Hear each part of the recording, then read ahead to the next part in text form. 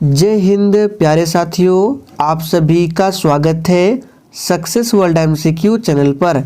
तो दोस्तों, आज की इस वीडियो में बिहार डीएलएड प्रवेश परीक्षा 2023 के लिए द प्लेटफॉर्म बुक से प्रैक्टिस सेट नंबर 2 को कवर करेंगे। और दोस्तों, इस क्लास के माध्यम से हम लोग संपूर्ण जीके जीएस की तैयारी करेंगे बिल्कुल शुरुआत से। और ये क्लास आपको डेली रात 9 बजे लाइव चैट के साथ मिलेगा, तो टाइमिंग को ज़रूर ध्यान रखना है। तो चलिए फटाफट से आप सभी लाइव में जुड़ जाइए। सभी को गुड इवनिंग, गुड इवनिंग। तो दोस्तों, सेशन का पहला प्रश्न है, किसी पिंड का वेग समरूप कहा जाता है यानी कि होता है जब क्या हो। सभी ऑप्शन को ध्यानपूर्वक पढ़ें। और दोस्तों, अगर आपको इन सेट में पहले से किसी भी प्रश्न का आंसर आता है तो आप लोगों को लाइव चैट का ऑप्शन मिलता है नीचे, प्रत्येक स्टूडेंट को आंसर देना है। तो देखिए दोस्तों, पहले प्रश्न का आंसर क्या होगा। किसी पिंड का वेग समरूप होता है, इसका मतलब है कि वेग का मान और दिशा जो है दोनों अपरिवर्तित रहता है। तो सही जवाब है वेग का मान और दिशा दोनों अपरिवर्तित रहता है। यहाँ पर एक शब्द है वेग, तो याद रखिएगा वेग से संबंधित प्रश्न पूछ सकता है कि वेग सदिश राशि है या अदिश। तो याद रखिएगा वेग जो है सदिश राशि है और वेग का मात्रक होता है मीटर प्रति सेकेंड। तो इन सभी फैक्ट को आपको ध्यान रखना है। दूसरा प्रश्न है, मांसपेशियों के दर्द के उपचार में उपयोग किया जाने वाला विकिरण कौन सा है। बिल्कुल एग्जाम में छपने वाला प्रश्न है, आंसर बताएंगे। मांसपेशियों के दर्द के उपचार में उपयोग किया जाने वाला विकिरण कौन सा है। तो दूसरे प्रश्न का आंसर जो ये बच्चे इंफ्रारेड को दिए हैं, आपका बिल्कुल सही जवाब है इंफ्रारेड है। तीसरा प्रश्न है, बिल्डिंग में प्रयुक्त हाइड्रोकार्बन कौन सा है। एथाइन, इथीन, एथेन या फिर डी बेंजीन। तो तीसरे प्रश्न का आंसर है बिल्डिंग में प्रयुक्त हाइड्रोकार्बन जो है ये एथाइन है। तो सही जवाब है ए ऑप्शन एथाइन। और देखिए बेंजीन का फॉर्मूला भी पूछा जाता है, तो C6H6 ये बेंजीन का फॉर्मूला होता है। चौथा प्रश्न है, शुष्क बर्फ क्या है, यानी कि ड्राई आइस पूछ रहा है क्या है। और दोस्तों, आपको जितने भी प्रश्नों के साथ एक्स्ट्रा फैक्ट बताएंगे आपको ध्यानपूर्वक सुनना है। एग्जाम में प्रश्न बनता है और साथ में आपका रिवीजन भी होगा। तो शुष्क बर्फ यानी कि ड्राई आइस क्या है, तो ठोस कार्बन डाइऑक्साइड को ही शुष्क बर्फ कहा जाता है। तो जो ही बच्चे सी को दिए हैं, आपका बिल्कुल सही जवाब है, ध्यान रखना है।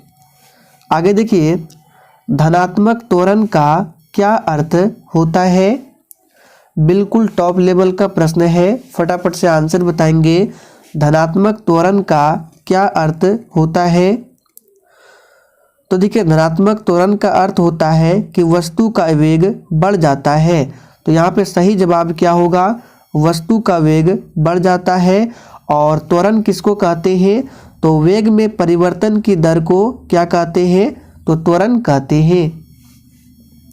छठा प्रश्न है, बल की भौतिक अनिर्भरता परिणाम है, ये किस नियम का परिणाम है। चलिए आंसर बताएंगे, एग्जाम के लिए काफ़ी ज़्यादा महत्वपूर्ण प्रश्न है। तो देखिए दोस्तों, इस प्रश्न का सही जवाब है न्यूटन के गति के प्रथम नियम का परिणाम है। और न्यूटन के जो गति का प्रथम नियम है, इससे जड़त्व की परिभाषा मिलती है और बल की परिभाषा मिलती है। तो याद रखना है, अगर एग्जाम में पूछा जाए कि जड़त्व की परिभाषा किस नियम से मिलती है, तो न्यूटन के गति के प्रथम नियम से। बल की परिभाषा तो प्रथम नियम से। ये पॉइंट आपको ध्यान रखना है। निम्नलिखित में से कौन सा जंतु उभयचर श्रेणी के अंतर्गत आता है। वेरी इंपॉर्टेंट प्रश्न है, मार्क करके रखना। तो सबसे पहले आप लोग समझ लीजिए उभयचर जंतु किसे कहते हैं। तो देखिए, उभयचर वर्ग के प्राणी का जो शरीर होता है जल और थल दोनों में रहने के लिए अनुकूल होता है। तो यहाँ पे कौन सा ऑप्शन सही होगा? तो उभयचर श्रेणी के अंतर्गत आता है टोड जंतु। तो यहाँ पे ए ऑप्शन आपका बिल्कुल सही जवाब है। आगे देखिए, एक पिंड का भार बढ़ेगा यदि इसे ले जाया जाए। काफ़ी ज़्यादा इम्पोर्टेंट प्रश्न है और दोस्तों ये प्रश्न काफ़ी सारे एग्जाम्स में भी पूछे जाते हैं, तो इसको मार्क कर लीजिए। तो यहाँ पे बोल रहा है कि एक पिंड का भार बढ़ेगा यदि इसे ले जाया जाए। कहाँ पर? तो भूमध्य रेखा से अगर ध्रुव पर ले जाएंगे तो पिंड का भार क्या होगा? बढ़ेगा। और भी इम्पोर्टेंट फैक्ट है, आपको बताते हैं, ध्यानपूर्वक सुने। देखिए, पृथ्वी से ऊपर जाने पर वस्तु का भार क्या होता है? तो घटता है। पहला पॉइंट बना कि पृथ्वी से ऊपर जाने पर वस्तु का भार क्या होता है? घटता है। पृथ्वी के अंदर गहराई पर जाने पर वस्तु का भार क्या होता है?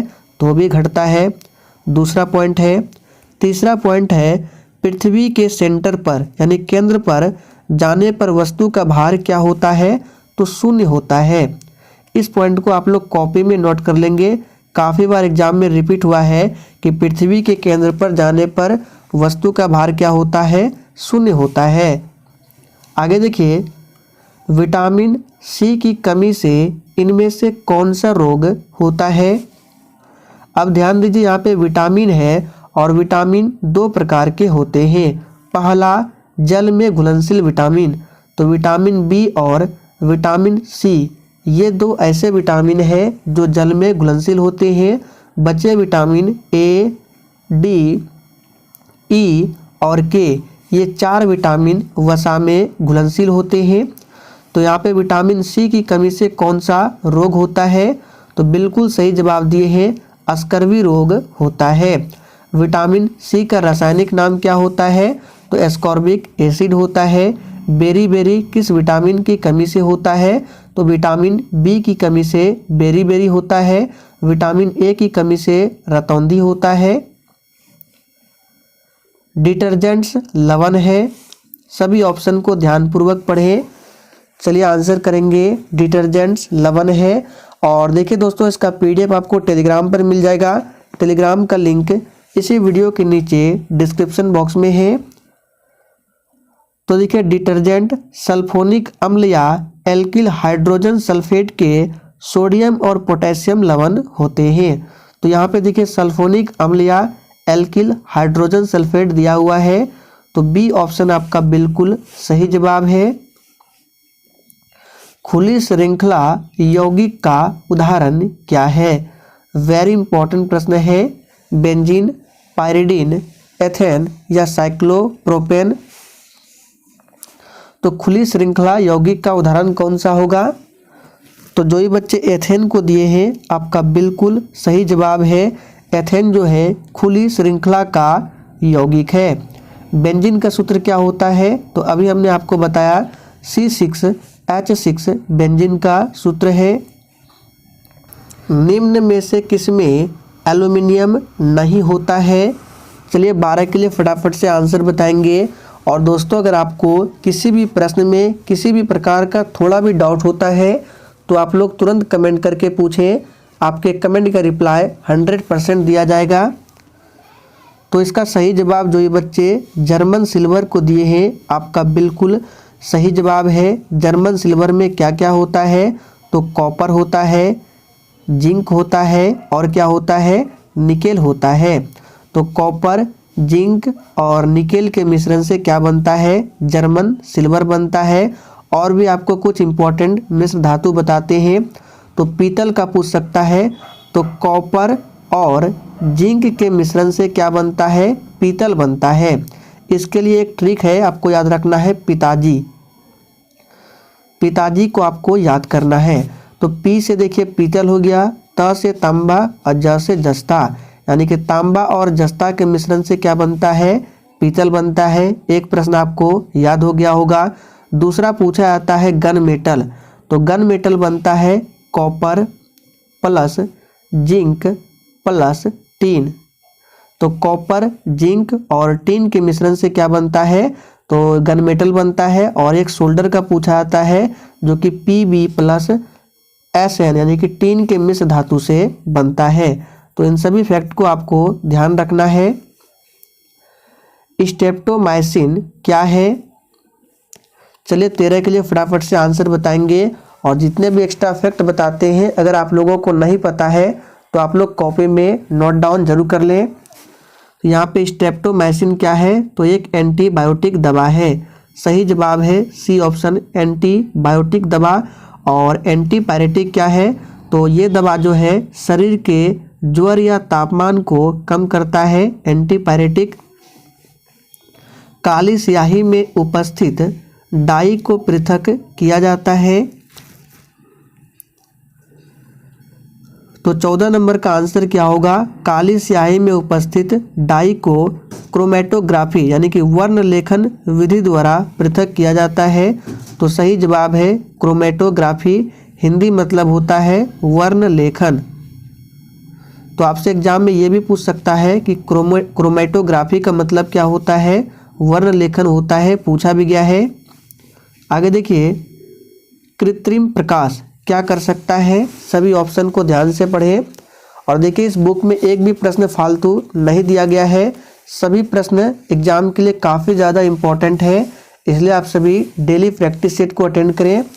तो कृत्रिम प्रकाश प्रकाश संश्लेषण का कारण हो सकता है। तो सही जवाब है सी ऑप्शन। वर्ष 1908 में भारतीय मुस्लिम लीग की एक शाखा लंदन में किसकी अध्यक्षता में स्थापित हुई थी? चलिए 16 के लिए फटाफट से आंसर बताएंगे।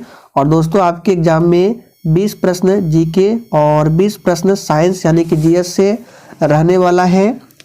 तो 16 नंबर का आंसर क्या होगा? तो देखिए वर्ष 1908 में लंदन में भारतीय मुस्लिम लीग की एक शाखा की स्थापना अमीर अली की अध्यक्षता में हुई थी। तो सही जवाब है बी ऑप्शन, अमीर अली। कहाँ पर? तो लंदन में। और सिर्फ पूछे कि मुस्लिम लीग की स्थापना कब हुई थी? तो 1906 में मुस्लिम लीग की स्थापना होती है बांग्लादेश के ढाका में। गेटवे ऑफ इंडिया किसने बनवाया था? चलिए 17 के लिए आंसर बताएंगे। तो देखिए दोस्तों, गेटवे ऑफ इंडिया का निर्माण जो है ब्रिटिश सरकार के द्वारा करवाया गया था। तो सही जवाब है सी ऑप्शन, ब्रिटिश सरकार। ब्रिटिश साम्राज्य जॉर्ज पंचम के सम्मान में इसके निर्माण का योजना बनाया गया था। तो यहाँ पे ए बी ऑप्शन सही हो सकता है। तो दोनों मान लीजिए, जॉर्ज पंचम के सम्मान में और ब्रिटिश सरकार, दोनों ही आंसर आपके सही है। बांदीपुर वन्यजीव अभ्यारण्य खाली स्थान में स्थित है। और देखिए 17 नंबर जो प्रश्न अगर एग्जाम में पूछेगा तो दोनों ऑप्शन एक साथ नहीं देगा, ये आपको ध्यान रखना है, कोई एक ऑप्शन देगा। तो बांदीपुर वन्यजीव अभ्यारण्य कहाँ स्थित है? काफ़ी ज़्यादा इम्पोर्टेंट प्रश्न है, मार्क कर ले। तो 18वें प्रश्न का आंसर है सी ऑप्शन। बांदीपुर वन्यजीव अभ्यारण्य जो है ये कर्नाटक में अवस्थित है। किसको पार कर लेने पर एक दिन जुड़ जाता है? और दोस्तों सेशन के लास्ट में आप सभी को अपना अपना स्कोर कमेंट करके हमें ज़रूर बताना है, मैं सभी के स्कोर को चेक करूंगा। तो 19वें प्रश्न का आंसर क्या है? डी ऑप्शन, 180 अंश देशांतर पश्चिम से पूर्व को पार कर लेने के बाद क्या होता है? एक दिन जुड़ जाता है। संविधान के किस अनुच्छेद में उल्लेख है कि राष्ट्रपति को उसके कार्यों के संपादन में सहायता देने के लिए मंत्री परिषद होगी जिसका प्रधान प्रधानमंत्री होगा? यानी किस आर्टिकल में बताया गया है कि राष्ट्रपति को उसके कार्यों के संपादन में सहायता के लिए मंत्री परिषद होगी और उसका प्रधान कौन होगा? तो प्रधानमंत्री होगा। और ये बताया गया है किस आर्टिकल में? तो याद रखिएगा अनुच्छेद 74 में बताया गया है। नियंत्रक एवं महालेखा परीक्षक अपना प्रतिवेदन निम्न में से किसे देता है? तो देखिए दोस्तों, नियंत्रक एवं महालेखा परीक्षक अपना प्रतिवेदन जो है आर्टिकल 151 के आधार पर राष्ट्रपति को देता है। तो बी ऑप्शन आपका बिल्कुल सही जवाब है। और दोस्तों नियंत्रक एवं महालेखा परीक्षक की रिपोर्ट की समीक्षा जो है संसद की लोक लेखा समिति करती है। ध्यान रखना है, लोक लेखा समिति। भारत निर्माण कार्यक्रम कब प्रारंभ किया गया? चलिए 22 के लिए फटाफट से आंसर बताएंगे। भारत निर्माण कार्यक्रम कब प्रारंभ किया गया? तो 22वें प्रश्न का आंसर क्या है? सी ऑप्शन 2005-06 में प्रारंभ किया गया। बांग्लादेश के राष्ट्रगान जो कि अमार सुनार बांग्ला है, इसके रचयिता निम्न में से कौन है? देखिए, बांग्लादेश की राजधानी ढाका है। मुद्रा की बात करें टका है। बांग्लादेश कब आज़ाद हुआ था पूछा जाता है, तो 1971 में बांग्लादेश आज़ाद हुआ था। और बांग्लादेश का राष्ट्रगान है अमार सुनार बांग्ला और इसके रचयिता है रविंद्रनाथ टैगोर। अच्छा, रविंद्रनाथ टैगोर को नोबेल पुरस्कार कब दिया गया था? तो 1913 में इनको नोबेल पुरस्कार से सम्मानित किया गया था। किसके लिए? तो गीतांजलि पुस्तक के लिए। किस क्षेत्र में? तो साहित्य के क्षेत्र में। रविंद्रनाथ टैगोर ने भारत का जो राष्ट्रगान है जन गण मन, इसको भी लिखा है। और बंकिम चंद्र चटर्जी ने, याद रखना है, जो वंदे मातरम है, वंदे मातरम को लिखा है बंकिम चंद्र चटर्जी। भारत के दक्षिणी छोर का नाम क्या है? अब देखिए, इस प्रश्न से संबंधित 4 से 5 प्रश्न बनते हैं, आपको सभी बता देते हैं, ध्यानपूर्वक सुने और आप लोग नोट भी कर सकते हैं। तो सबसे पहले भारत का अगर दक्षिणतम बिंदु पूछे तो ये है इंदिरा पॉइंट, जो कि ग्रेट निकोबार में स्थित है। तो आप लोग नोट कर लीजिए, भारत का दक्षिणतम बिंदु क्या है? इंदिरा पॉइंट है। कहाँ पर है? तो ग्रेट निकोबार में है। दूसरा प्रश्न, भारत का उत्तरी बिंदु कौन सा है? तो इंदिरा कौल है। यहाँ पे लिख देते हैं इंदिरा कौल। ये क्या है? भारत का दूरस्थ उत्तरी बिंदु है, जो कि लद्दाख में स्थित है। भारत का पूर्वी बिंदु क्या है? तो किबिथु। किबिथु जो है ये भारत का सबसे पूर्वी बिंदु है, जो अरुणाचल प्रदेश में है। भारत का पश्चिमी बिंदु पूछे तो गौर मोता या गुहार मोता, यहाँ पे लिख देते हैं गुहार मोता। ये भारत का क्या है? सबसे पश्चिमी बिंदु है, जो कहाँ पर है? गुजरात में स्थित है। लेकिन यहाँ पे पूछ रहा है कि भारत के दक्षिणी छोर का नाम क्या है? तो याद रखिएगा, निकोबार द्वीप में स्थित है इंदिरा पॉइंट, या कहे ग्रेट निकोबार, एक ही बात है। ये भारत का सबसे दक्षिणी छोर है। भारत की सबसे पुरानी तेल रिफाइनरी कौन सी है? तो देखिए, ये प्रश्न एग्जाम के लिए काफ़ी ज़्यादा इम्पोर्टेंट है। सही जवाब है डिगबोई। भारत की सबसे पुरानी तेल रिफाइनरी है डिगबोई। और डिगबोई तेल शोधक कारखाना की स्थापना जो है 1901 में किया गया था। वह बेरोजगारी तब बढ़ती है जब वहाँ व्यावसायिक गतिविधियों में एक समान मंदी होती है, तो उसे कहा जाता है। तो देखिए, इस तरह के बेरोजगारी को कहा जाता है क्या? तो याद रखिएगा चक्रीय बेरोजगारी। राशि में कुल संख्या कितनी होती है? राशि बोले तो मेष, वृष, मिथुन, कर्क, सिंह, ये जो राशि है संख्या पूछ रहा है। तो इस प्रश्न का आंसर सभी को पता है, राशि में कुल संख्या 12 होती है। पश्चिम बंगाल में रानीगंज क्षेत्र किस लिए विख्यात है? वेरी वेरी इंपॉर्टेंट प्रश्न है, मार्क करके रखना। तो दोस्तों, पश्चिम बंगाल में रानीगंज क्षेत्र जो है ये किस लिए विख्यात है? तो ये बी ऑप्शन आपका बिल्कुल सही जवाब है, कोयला के लिए प्रसिद्ध है। और पेट्रोलियम के लिए प्रसिद्ध क्या है पूछा जाता है? तो बॉम्बे हाई। बॉम्बे हाई जो है 1974 से जापान के सहयोग से तेल निकाला जाता है बॉम्बे हाई में, तो जो कि पेट्रोलियम के लिए प्रसिद्ध है।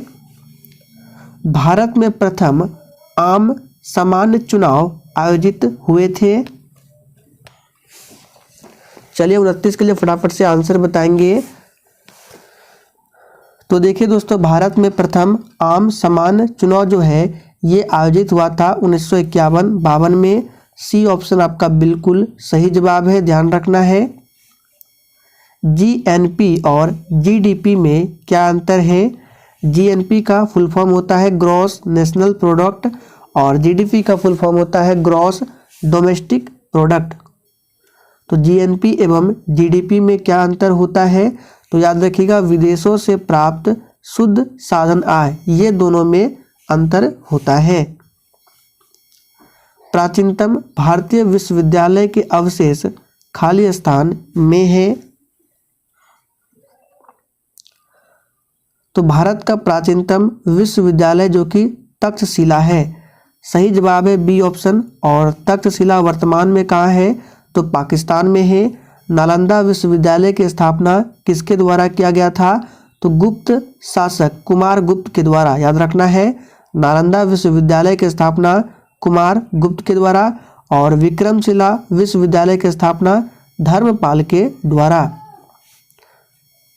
नेपाल में गंडक नदी को किस नाम से पुकारा जाता है? और दोस्तों, अगर आपको मेरा कंटेंट पसंद आता है, पढ़ाने का तरीका पसंद आता है, तो आप सभी सेशन को लाइक करें। और देखिए, आप लोग डेली क्लास को अटेंड करना है। तो नेपाल में गंडक नदी को किस नाम से पुकारा जाता है? सही जवाब है नारायणी नदी। किस संविधान संशोधन द्वारा मंत्री परिषद की आकार को निर्धारित किया गया? तो देखिए, मंत्री परिषद की आकार को निर्धारित किया गया था 51वां संविधान संशोधन के द्वारा, जो कि 2003 में हुआ था। निम्नलिखित में से कौन सा एक जीवाणु जनित रोग है? और आप लोग कमेंट करके बताएंगे कि वर्तमान में भारत के संविधान में अभी तक कितने बार संशोधन हुए हैं, आपको कमेंट करके बताना है। तो यहाँ पे पूछ रहा है जीवाणु जनित, तो देखिए डिप्थीरिया जो है ये एक जीवाणु जनित रोग है, जबकि कंठमाला, खसरा, छोटी चेचक ये विषाणु जनित रोग है। दंत क्षय का क्या अर्थ होता है? तो दंत क्षय का अर्थ होता है दांतों का सड़ना। सी ऑप्शन आपका सही जवाब है। उत्प्लावी बल किस पर निर्भर करता है? तो देखिए, उत्प्लावी बल जो है विस्थापित तरल के भार पर निर्भर करता है। डी ऑप्शन आपका सही जवाब है। पानी के 4 डिग्री सेल्सियस पर शरीर तैरता है। यदि तापमान 100 डिग्री सेल्सियस हो जाए तो क्या होगा?